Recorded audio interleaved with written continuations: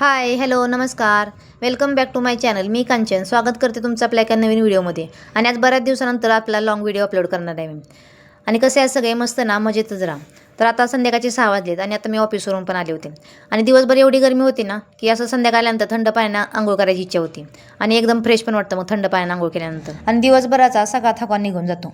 सकाळी लवकर उठायचं, डब्बा बनवायचा, ऑफिसला जायचं, दिवसभर काम करायचं आणि नंतर घरी आल्यानंतर कधी एकदाशी बसायला असं वाटतं आणि खूपच कंटाळा आलेला असतो. तर असं मग घरी आल्यानंतर फ्रेश वगैरे झालं, छान असं रेडी झाल्यानंतर मग खूपच फ्रेश वगैरे वाटतं आणि मस्त वाटतं मग. आणि सध्याचे गरमी बघता किंवा उन्हाळा बघता केस मोकळं सोडणं म्हणजे खूपच त्रासदायक आहे. त्यामुळे असं केस विचारल्यानंतर वरती टांगायलाच मग भारी वाटते. तर केसामध्ये एवढा गुंताही झालेला असतो दिवसभराचा, त्यामुळे घरी आल्यानंतर असं विंचारल्यानंतर पण केस असे मोकळे झाल्यावर वाटतं आणि डोकं पण हलकं वाटतं. मी ऑफिसवर आल्यानंतर माझं हे जे रुटीन राहतं, कारण आल्याला बसलं ना मग खूपच कंटाळा शिरतो अंगामध्ये. मग त्याच्यामुळे आले की फ्रेश वगैरे व्हायचं, थोडं रेडी वगैरे व्हायचं आणि चहा प्यायचा, थोडी गॅलरी स्वच्छ करायची आणि थोडं गॅलरीमध्ये मस्त असं बसायचं. आणि जेव्हा कधी हर्षी किंवा हे घरी नसतात तेव्हा माझं काम खूपच रिलॅक्समध्ये चाललेलं असं. आणि आजचा दिवस मला खरंच खूप हॅपी गेला होता, कारण आज हर्षी रिटर्न येणार होता. त्याची फायनली उन्हाळी सुट्टी संपली होती आणि आज तो तळेगावला रिटर्न येत होता. तर आज मला खरंच आजचा दिवस खूप हॅपी होता, कारण कधी मला त्याला भेटायला असं झालं होतं. कारण उन्हाळी सुट्टी गेल्यानंतर आम्ही नंतर त्याला भेटायला गेलोच नव्हतो गावाला, त्याच्यामुळं खूपच आठवण येत होती त्याची. तर मी आल्या अगोदर गॅलरी स्वच्छ झाडून घेतली होती, कारण इथं हे झाड असल्यामुळे त्याची झाडाची पानं फुलं हे खूपच गॅलरीमध्ये पडतात आणि धूळ पण खूपच साठली जाते. त्याच्यामुळे मग पायाला माती लागते आणि सगळी घरात येते मग. तर मस्त गॅलरी झाडून घेतली आणि झाडांनाही पाणी घातलं, तर कोरपड तर बघा किती छान आली होती. आणि शेवंतीचं झाड मी जेव्हा आणलं होतं ना तेव्हा त्याला 5 ते 6 7 फुलं होती. आणि नंतर मी तेवढी झाडाची फुलं तोडल्यानंतर मला एकही त्या झाडाला फुल आलं नव्हतं. तर हे असं झालं बघा. आणि बाकी मनी प्लॅन पण खूपच सुंदर आलं होतं. आणि खरंच ही झाडं त्यांच्याकडे बघितल्यानंतर खूपच आपल्याला प्रसन्न वाटतं. आणि तुळस पण खरंच खूपच ह्यावेळेसची खूपच छान अशी म्हणजे आली होती. आणि संध्याकाळचं बघा 6:30 वाजताचं वातावरण. आणि हे बघा हे झाड, ह्याच झाडाची पानं पडत असतात. आणि वातावरण पण संध्याकाळचं खूपच सुंदर होतं आणि एकदम थंड हवाही सुटली होती. आणि आता गरमी एवढी आहे ना की संध्याकाळी रात्रीची झोपच लागत नाही. खूप लेट होतं झोपायला आणि सकाळी 5चा गजर लावला तरी जाग येत नाही. मग 5:15 5:30 वाजतात उठायला मग. आणि मग सकाळची अशी घाई होऊन जाते मग. मग झाडून काढायचं, टिफिनही बनवायचा, देवपूजा करायची, मग भांडी घासून म्हणजे एवढं थोडंफार काम राहतं, मग ते आल्यानंतर करायचं. नंतर चहाची भांडी असतात, मग ते आल्यानंतर घासायला लागतात. तरी पण मी ट्राय करत असते की सकाळी लवकर उठायचं आणि सगळी कामं सकाळी जास्त करून आवरून जायची, कारण नंतर घरी आल्यानंतर मग ते आपल्यालाच करायचं असतं आणि मग खूप कंटाळा पण आलेला असतो. मग पण येतानाचा माइंडसेट असा करायचा की घरी गेल्यानंतर सगळी कामं आपल्यालाच करायची, त्याच्यामुळे मग आल्यानंतर काही वाटत नाही, कंटाळा पण येत नाही मग. आणि येता येता दूध घेऊन आले होते. आता हर्ष नाही त्यामुळे रतिबाचं दूध बंद केलं होतं, जेव्हा लागेल तेव्हा संपल तेव्हा दूध घेऊन येते मग मी. तर हे दूध आता 2-3 दिवस मला जातं, फक्त मी चहापुरतंच वापरते मग. आणि विशेष म्हणजे यांनाच सकाळ किंवा संध्याकाळ चहा लागत नाही. त्यांना कधी इच्छा असेल तरच ते चहा पितात, नाही तर त्यांना काही एवढं चहाची आवड वगैरे नाही. त्याच्यामुळे माझं एक टेन्शन तेवढं कमी की त्यांच्यासाठी चहा वगैरे बनवा सकाळ संध्याकाळ. तर इथं बघा मटकीला किती भारी कोंब आलेत. तर रात्री मी झोपताना मटकी भिजत घातली होती आणि सकाळी उठल्यानंतर 2-3 वेळा स्वच्छ धुवून घेतली आणि पाणी निथळून मग या पुरण चाळाच्या चाळणीत ठेवली होती तशीच. तर आता बघा संध्याकाळी किती भारी कोंब आलेत त्याला. तर मला पण खरंच मटकीची भाजी खूप आवडते आणि हर्षला मटकीची उसळ खूप आवडते आणि त्यांना टिफिनला पण भाजी द्यायला लागते.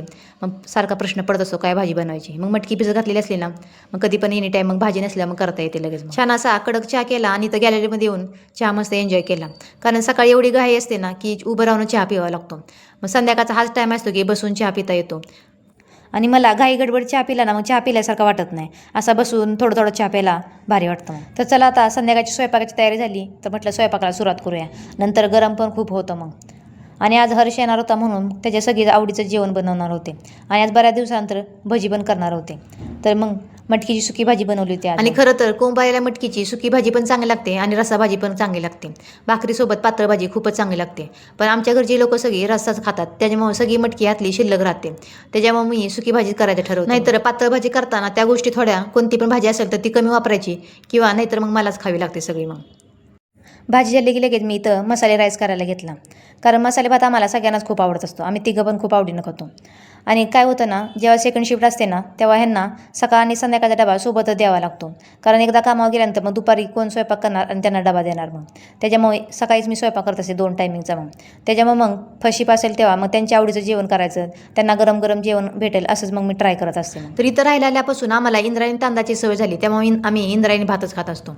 तर तांदूळ मी 10-15 मिनिट भिजत ठेवले होते, त्याच्यामुळे मग भात सुटसुटीत होतो एकदम. आणि आम्हाला बिर्याणी मसाला टाकला की भात खूप आवडतो. आणि ह्या बिर्याणी मसाला टाकला टाकल्यामुळे भाताची टेस्ट खरंच खूप छान लागते आणि वास तर खूपच सुंदर येतो. आणि मला आठवतंय पहिलं कधी फक्त जेवणासाठी असा मसाले भात केलाय आणि ह्यांनी खाल्लाय असं कधीच होत नव्हतं, कारण सकाळी संध्याकाळी ना चपाती भाजी पातळ भाजी भाकरीच लागत होते. पण आता कधी कंटाळा आला आणि असा भात केला ना हे पण आवडीने खातात. जे छान असं 1-2 चमचे साजूक तूप टाकायचं तर खूपच छान लागतो भात मग. आणि माझं इथं काम चाललं होतं पण माझं निम्म लक्ष हर्ष कधी येणार याकडेच लागलं होतं, कारण आता हर्ष नव्हता त्यामुळे करमत नव्हतं. आणि 1-1.5 महिना झालं तो सारखा गावाला असल्यावर फोन करायचा की कधी येणार मला भेटायला. त्याच्यामुळे चला म्हटलं तर त्याला बोलूयाच. आणि आमचे एक रिलेटिव्ह पण येणार होते गावावरून, मग त्यांच्यासोबत हर्षला बोलवून घेतलं. मग तर भात झाला, भाजी झाली, कणिक मळून घेतली. तर आता भजीची तयारी करूया. तर मी अगोदर कांदा चिरून घेतला होता आणि त्याला मीठ लावून ठेवलं होतं, त्याच्यामुळे त्याला पाणी सुट. आणि मला बाकी काही नसलं तर चालेल, पण घरामध्ये कोथिंबीर, टोमॅटो, कांदा, बटाटा हे सगळं असलं ना मग कोणती पण गोष्ट करायला काही अवघड वाटत नाही.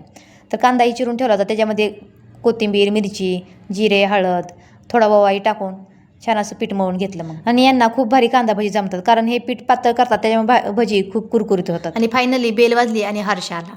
तर बघा किती चेहऱ्यावर त्याचे हास्य आहे. तर का नाही 1-1.5 महिना झाला होता तो गावाला गेला होता, त्याच्यानंतर आम्ही भेटलोच नव्हतो. आणि आल्यालाच घरात इकडे तिकडे बघत होता कोणती गोष्ट नवीन आहे, काय नवीन आणलं, काय जुनं आहे. तर आल्याला त्याचं सुरू झालं असं तसं गप्पा मारायची. आता कसं होतं ना, तो आता मोठा झालाय ना, त्याच्यामुळे आता घरी असल्यानंतर त्याला कधी करमत नसेल ना तर तेव्हा फोन करतो आणि फोनवरच रडतो. मग तेव्हा मला पण कधी कधी वाईट वाटतं. पहिला खूप वेळा तो गावाला राहिलेला आहे लहान असताना, पण तेव्हा कसं त्याला मातीत खेळायचं वेळ होतं, त्याच्यामुळं करमून जायचं त्याला. मग आल्यानंतर मग त्याच्या मस्त अशा पप्प्याही घेतल्या. तर खूपच त्याचं कौतुक केलं होतं मग. आणि त्याचं बड्डेचं गिफ्ट राहिलं होतं, मग त्याचं चाललं होतं बड्डेचं गिफ्ट माझं आणून ठेवलं का आहे. आणि ते प्रत्येक वेळी काय होतं, त्याच्या गावाला 26 एप्रिलला त्याचा बड्डे असतो आणि तेव्हा सुट्टी लागलेली असते स्कूललाही. मग तो उन्हाळ्यात सुट्टीत गावाला गेलेला असतो. आणि प्रत्येक वेळी त्याचा बड्डे 1-2च बड्डे इकडे झालेत, बाकी सगळे बड्डे त्याच्या गावालाच झाले. फायनली आम्हाला गावावरून आंबे मिळाले आता. तर येताना हर्षे लसूण, कांदा, बाजरी, रेशनिंगचे तांदूळ, हरभरे सगळं घेऊन आला होता.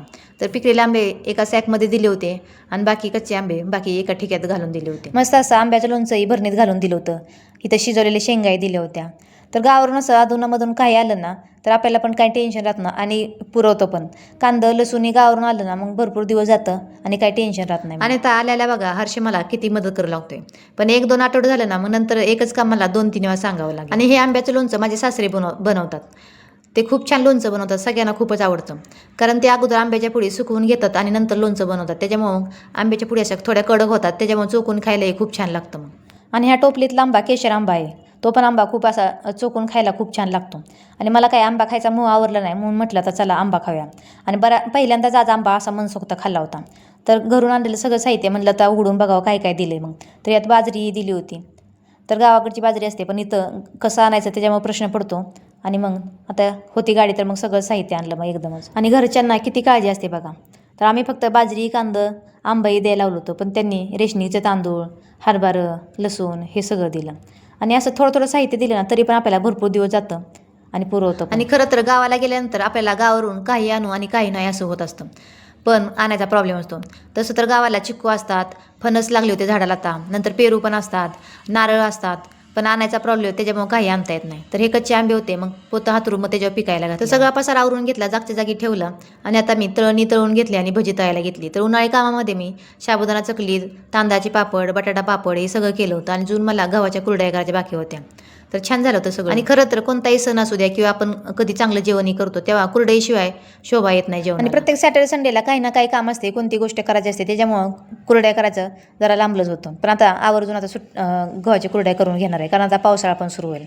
तर छान असा आमरसही केला, स्वयंपाकी झाला. आणि घरच्या आंब्याचा आमरस बघा किती छान घट्ट झाला आहे. आणि हर्ष तर म्हणत होता आम्ही आंबे खाऊन आणि आमरस खाऊन खरंच खूप कंटाळलो. मस्त असा गरम गरम स्वयंपाक झाला आणि ताट रेडी केलं. तर या जेवायला. तुम्ही काय केलं या जेवायला नक्की कमेंट करून सांगा. आणि तुम्हाला आमचे व्हिडिओ आवडत असतील तर लाईक करायला, सबस्क्राईब करायला नक्की विसरू नका. भेटूया नेक्स्ट ब्लॉगमध्ये. तोपर्यंत बाय, गुड नाईट.